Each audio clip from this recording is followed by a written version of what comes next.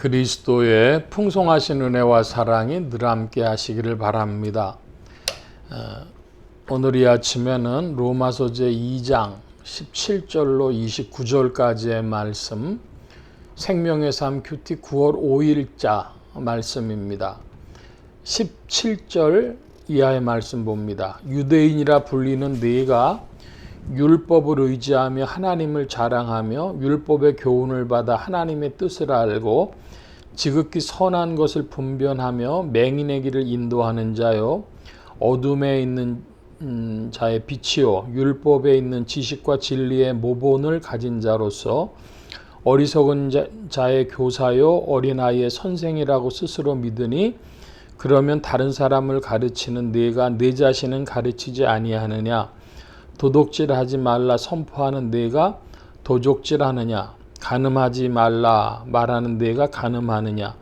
우상을 가증히 여기는 네가 신전 물건을 도적질하느냐? 율법을 자랑하는 네가 율법을 범함으로 하나님을 욕되게 하느냐? 기록된 바와 같이 하나님의 이름이 너희 때문에 이방인 중에서 모욕을 받는도다. 자, 먼저 24절까지의 말씀을 보면 유대인이라 불리는 네가, 이것은 누구에게 하는 말인가 하는 것입니다. 로마서는 로마 교회에 보내진 편지인데, 로마 교회는 사도행전에 나오는 고넬료라고 하는 인물이 설립하게 됐을 것이다, 이렇게 많은 성경학자들이 봅니다. 그런데 로마 교회의 그 개척은 원래 사도들이 하는 것이죠. 보내심을 받은 자들이 해야 되는데 누구로부터, 어떤 사도로부터 시작됐는지가 알 수가 없는 겁니다. 그래서 그 고넬료로부터 시작되었다고 하면, 고넬료는 로마 군인으로서 유대에 있을 때 벌써 유대교를 받아들였던 사람입니다. 그래서 고넬료가 예수님을 믿고 했어도 그 복음이 정확하게 드러나지 않아서 로마에서 고넬료가 로마 교회를 개척을 했을 때에 거기에 반응했던 사람들, 유대인들이 가장 많았고, 이들은 복음을 유대교적으로 해석하는 경향이 있었다고 보는 것이죠.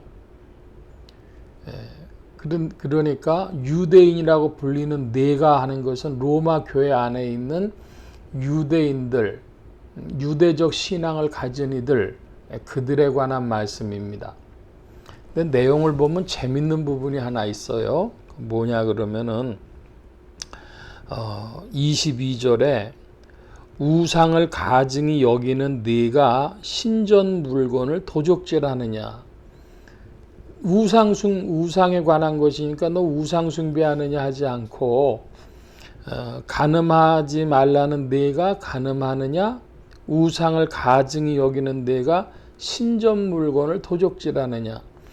우상 숭배는 안 했을지 몰라도 도적질하는 것이죠.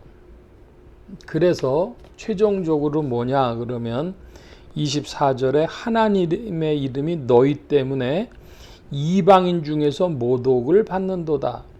이것은 오늘날 신앙하고도 연관되어지는 핵심이라고 하겠습니다.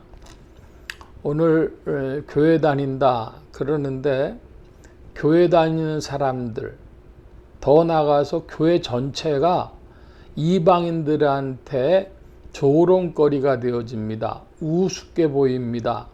사람들이 경멸합니다. 그러면 어떻게 되어집니까? 하나님의 이름이 이방인 중에서 모욕을 당하는 것입니다.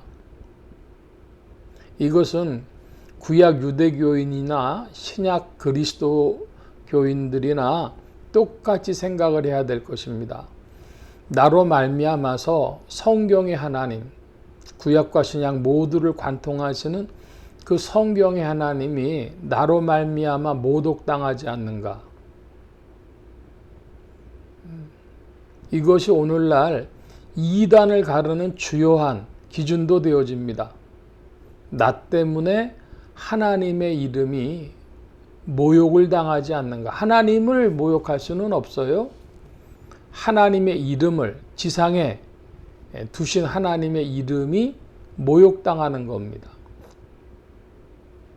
그러므로 오늘 이 말씀을 통해서 기독교인들 중에 믿음과 행위는 상관이 없고 그래서 내가 무슨 짓 하든지 그게 무슨 상관이냐 이렇게 생각하는 이들, 그런 이들에게 중요한 그 비수와도 같은 말씀이 될 수가 있습니다. 하나님의 이름이 너희 때문에 이방인 중에서 모욕을 받는도다. 중요한 구절입니다. 25절입니다. 네가 율법을 행하면 할례가 유익하나 만일 율법을 범하면 네 할례는 무할례가 되느니라. 할례 받는 이유가 무엇입니까? 하나님의 백성이라는 표죠. 그러면 할례가 중요합니까? 아닙니다. 하나님의 법이 중요하죠. 기독교인으로 세례 받는 게 중요합니까? 성령을 따르는 게 중요하죠. 오늘날 사람들이 전도를 하면서 영접기도라고 하는 것을 강조합니다. 영접기도 했습니다. 영접기도 하고 세례 안 받는 이들이 또 있어요.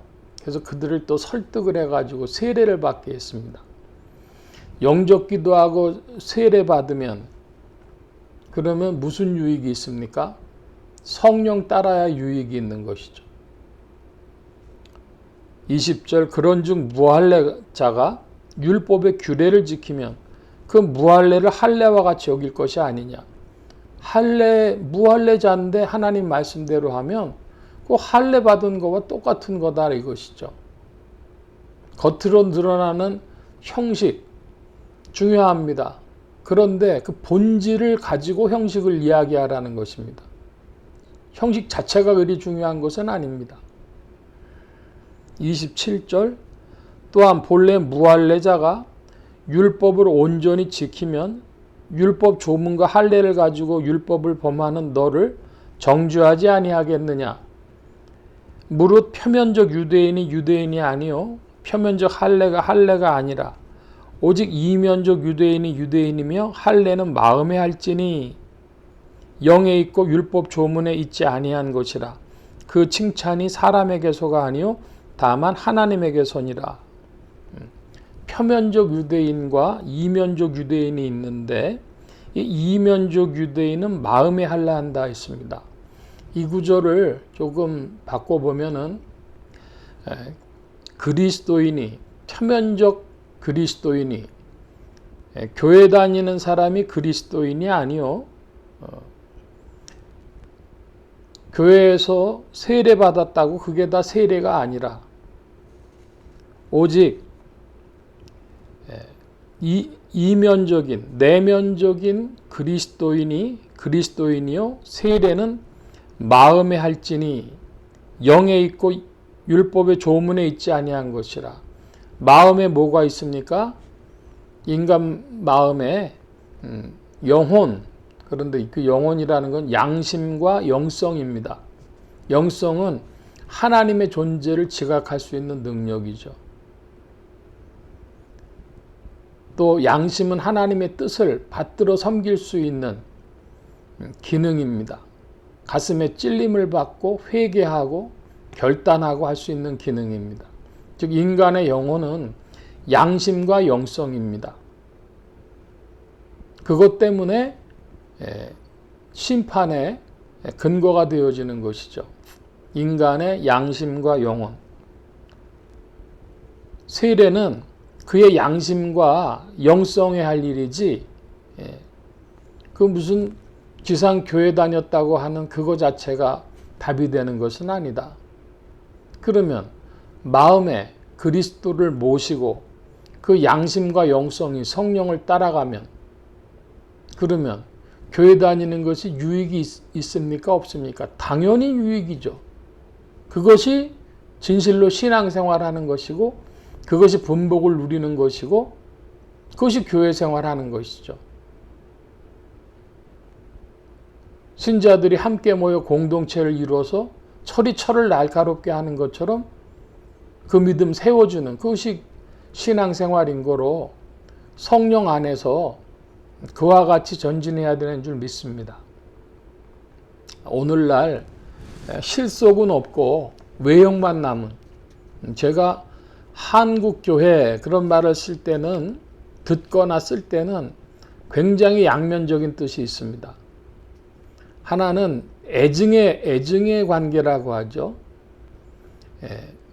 하나님의 이름 두신 곳이기 때문에 사랑하는 것인데 동시에 그것이 우상이 돼가지고 그 안에 감춰지는 모든 불신앙들을 다 가리워주듯 한국교회를 사랑해라. 그건 참 증오스러운 겁니다. 애증의 관계처럼 마치 그와 같이 우리의 신앙도 교회 다닌다고 하는 것이 애증의 관계입니다. 그의 마음에 양심과 영성이 성령의 인도함을 받으며 그런 공동체로 살아가는 것은 분복이죠. 복받는 일입니다. 그런데 할례 받았다고, 세례 받았다고, 지상교회에 있는 일이 뭐나 된 것처럼, 음녀 바벨론이 뭔가 되는 것처럼 느낀다면, 또 그렇게 생각한다면, 그것을 우상처럼 생각한다면 그것이야말로 저주받을 일이죠. 오늘 말씀 이 양면성을 잘 기억하시고 진실로 의미 있는 것이 무엇인가, 진실한 그리스도인이 무엇인가 하는 질문하는 그런 말씀이 되었으면 좋겠습니다. 오늘 말씀 여기까지 봅니다. 기도합니다. 만복의 근원 되신 주님, 그리스도의 은혜 안에 성령의 인도함을 받아 우리의 마음이 주의 영에 이끌림 받게 하여 주옵소서. 양심과 영성으로 하나님을 만나며 따르게 하여 주심을 구하고 감사하며 의지하올 때 예수 그리스도 이름으로 기도하옵나이다. 아멘.